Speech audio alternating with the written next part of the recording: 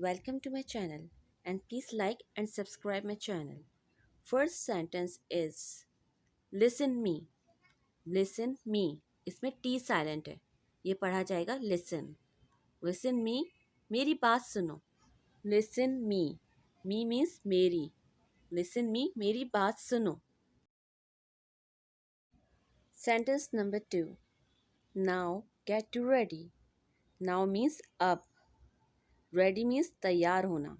Now get ready means अब तैयार हो जाओ. Now get ready. Sentence number 3. Speak up. Speak up means जोर से बोलो. Speak up. Speak means बोलना. Up means ऊंचा. जोर से बोलो. Sentence number 4.